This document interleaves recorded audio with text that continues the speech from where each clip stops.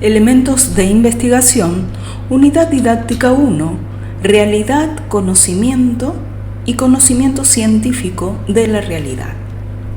La constitución o construcción histórica de las ciencias sociales a fines del siglo XIX se materializa desde una práctica científica, tensionada por dos lógicas de investigación y yuxtapuestas. Por un lado, una metodología universal fundamentada en la teoría analítica de las ciencias de la naturaleza, sintetizada en la obra de Popper, y por otro, una hermenéutica filosófica de las ciencias del espíritu e históricas, cuya síntesis más avanzada la encontramos en Gadamer. Así constituidas, las ciencias sociales tienen que dirimir bajo un mismo techo la atención de esos planteamientos divergentes, siendo la propia práctica de la investigación la que obliga a reflexionar sobre la relación entre procedimientos analíticos y procedimientos hermenéuticos. La controversia metodológica entre los enfoques cuantitativo y cualitativo en ciencias sociales es, por lo tanto, consecuencia de un dualismo científico que, paradojalmente, ya ha dejado de discutirse a nivel de la teoría de la ciencia, aceptándose la coexistencia de los dos sistemas de referencia, paradigmas epistemológicos antes mencionados. Tal y como apuntábamos en la introducción, las ciencias sociales se constituyen históricamente a la luz de la tensión existente entre dos tradiciones filosóficas opuestas que tienen su origen en los clásicos Aristóteles y Platón. Dos tradiciones que plantean concepciones distintas respecto a la específica naturaleza del objeto de estudio y al modo de conocimiento que dicha naturaleza condiciona. Así, por un lado, tendríamos una concepción explicativa, predictiva, causal y mecanicista, concepción que en el siglo XVII queda planteada en la obra filosófica de Descartes. Y por otro lado, una concepción comprensiva, teleológica y finalista que tiene una síntesis significativa en la obra filosófica de Kant en el siglo XVIII.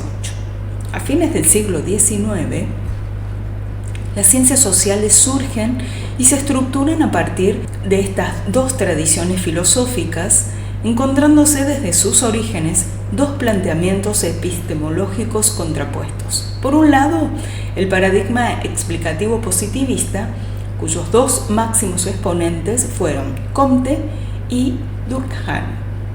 Y por otro, el paradigma comprensivo hermenéutico, desarrollado a partir de los planteamientos de autores como Wittgenstein y Weber. Así, según sea el tipo de investigaciones sobre la que puede verse la teoría de la ciencia, ha adoptado la forma de una metodología universal de las ciencias empíricas o de una hermenéutica general de las ciencias del espíritu y de las ciencias históricas.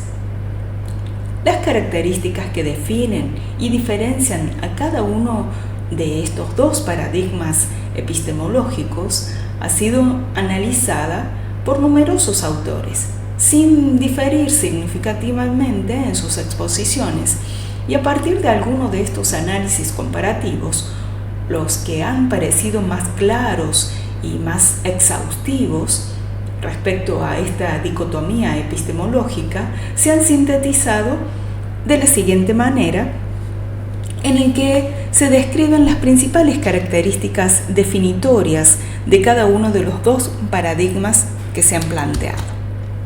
Respecto al paradigma explicativo positivista, hay un realismo ontológico, una realidad fáctica, externa y objetiva, independiente del sujeto investigador. Otra característica que el objeto de estudio es reactivo. Tiene una concepción estática de la realidad ahistórica, una concepción de la realidad atomizada que puede fragmentarse y un punto de vista externo de la realidad, con una separación del sujeto-objeto durante el proceso de producción del conocimiento no participativo.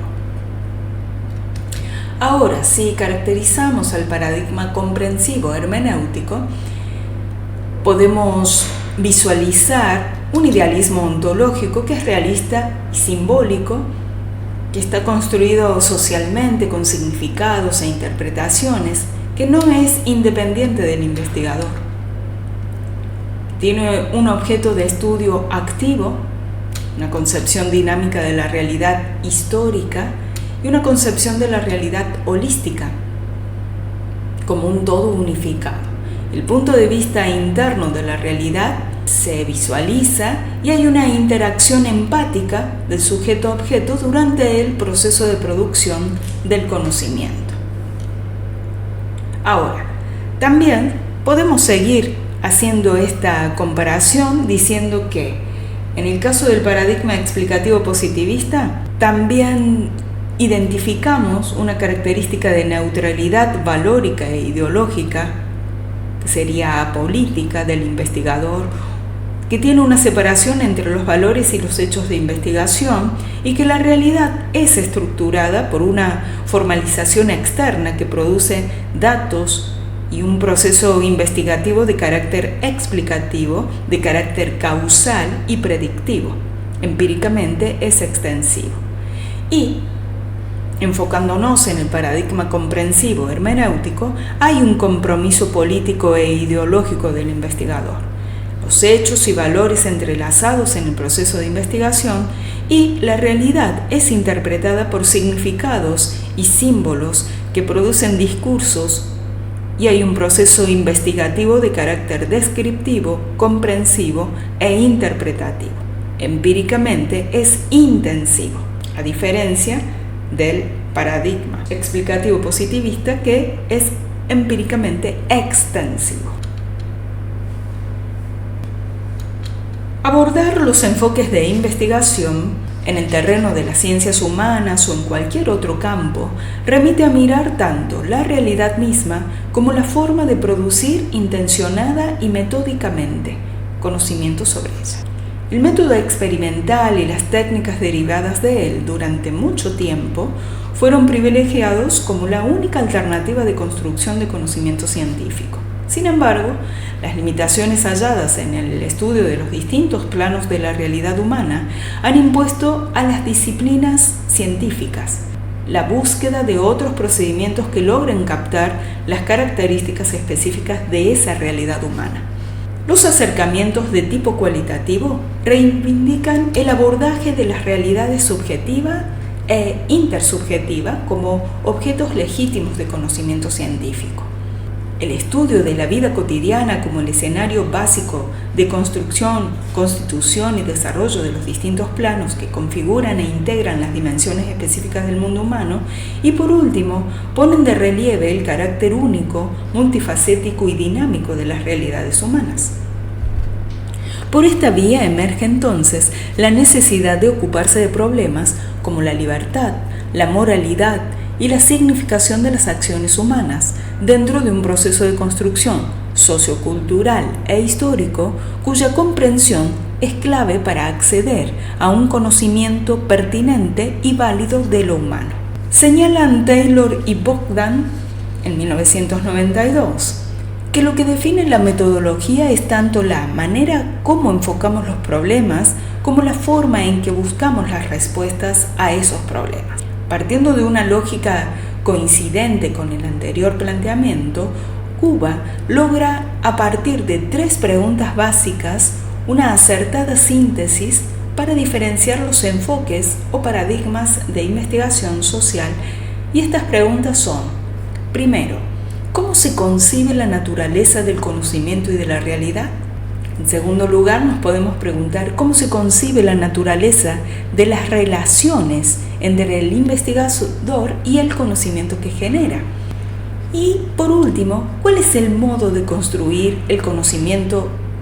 De acuerdo con estas respuestas que se han propuesto históricamente para estos interrogantes, se han configurado diferentes paradigmas de investigación social hoy conocido como enfoques, y estos enfoques pueden ser cuantitativos, como el positivista y el pospositivista, y cualitativos. Y aquí podemos enumerar al crítico social, al constructivista y al diálogo. La corriente positivista responde la primera pregunta, que es ¿cómo se concibe la naturaleza de la realidad? En términos de la aceptación de las existencias de cosas independientes del pensamiento, es decir, de una realidad objetiva, dirigida por leyes y mecanismos de la naturaleza. Sin embargo, frente al tema de su conocimiento, existe una diferencia importante entre el positivismo y el pospositivismo. Pues mientras para el primero, esas entidades o cosas pueden ser conocidas a través de generalizaciones relativamente libres del tiempo y del contexto, bajo las leyes o formas de leyes causales de carácter absoluto, posibles de generalizar, para el segundo, dicha realidad nunca podrá ser totalmente aprendida, ya que su obediencia a leyes naturales solo podrá ser entendida de manera incompleta. Para el segundo grupo, que incluye a las diferentes corrientes cualitativas, existe una clara diferencia entre lo que puede denominarse realidad empírica, objetiva o material con respecto al conocimiento que de ésta se puede construir y que correspondería a lo que apropiadamente se puede denominar realidad epistémica. La primera puede tener una existencia independiente de un sujeto que la conozca, mientras que la segunda necesariamente requiere, para su existencia, de un sujeto cognoscente, el cual está influido por una cultura y unas relaciones sociales particulares que hacen que la realidad epistémica dependa, para su definición, comprensión y análisis del conocimiento de las formas de percibir, las formas de pensar, de sentir y actuar propias de esos sujetos cognoscentes. En relación con la segunda pregunta formulada, esto es, las relaciones entre el investigador y el conocimiento que él genera, existe también una marcada diferencia de la respuesta planteada desde los dos grupos de paradigmas investigativos. Para el grupo en el que se ubican el positivismo y el pospositivismo, es esencial que el investigador adopte una postura distante y no interactiva como condición de rigor que permita excluir con los juicios valorativos o cualquier otra influencia derivada de la visión propia tanto del investigador como de los sujetos objeto de investigación, de los análisis e interpretaciones que dan origen a los resultados y también a las conclusiones de esa investigación. Para el grupo en el que se sitúan los paradigmas crítico-social, constructivista y de diálogo, en cambio se asume que el conocimiento es una creación compartida a partir de la interacción entre el investigador y el investigado, en la cual los valores median y también influyen la generación del conocimiento, lo que hace necesario meterse en la realidad o en el objeto de análisis para poder comprenderla tanto en su lógica interna como en su especificidad. La subjetividad y la intersubjetividad se conciben entonces como los medios e instrumentos por excelencia para conocer las realidades humanas y no como un obstáculo para el desarrollo del conocimiento, como lo asumen los paradigmas del primer grupo, y esto es el positivismo y el pospositivismo. Ante una nueva pregunta, otra vez la respuesta que se genera y establece entre los dos tipos de investigación, objeto de discusión, una frontera bastante clara. Para el grupo al que pertenecen el positivismo y el pospositivismo, el experimento y la estadística constituyen las principales, aunque no las únicas, herramientas de las que dispone el investigador para construir el conocimiento. El marco de observación y de análisis está orientado por la formulación previa de hipótesis y preguntas que pretenden anticipar el comportamiento de la realidad objeto de estudio. Unas y otras permanecen invariables a lo largo de toda la investigación. Por su parte, las hipótesis son sometidas adicionalmente a verificación empírica bajo condiciones de control cuidadoso. Y esto tiene lugar aún en el caso de las llamadas investigaciones ex post facto, recurriendo para el efecto a procedimientos de contraste y verificación que suplen la imposibilidad de un control directo por parte del investigador de las variables en juego, pero que sí le posibilitan cumplir la condición de demostrabilidad exigida desde una visión de la ciencia que se remonta a Aristóteles. Y para el grupo representado por el constructivismo, la teoría crítica y el paradigma dialógico, la indagación es guiada por lo que algunos llaman un diseño emergente, en contraposición a un diseño previo. Aquel, a diferencia de este último, se estructura a partir de los sucesivos hallazgos que se van realizando durante el transcurso de la investigación, es decir, sobre la plena marcha de esta. La validación de las conclusiones obtenidas se hace aquí a través del diálogo, la interacción y la vivencia, las que se van concretando mediante consensos nacidos del ejercicio sostenido de los procesos de observación, reflexión, diálogo, construcción de sentido compartido y sistematización.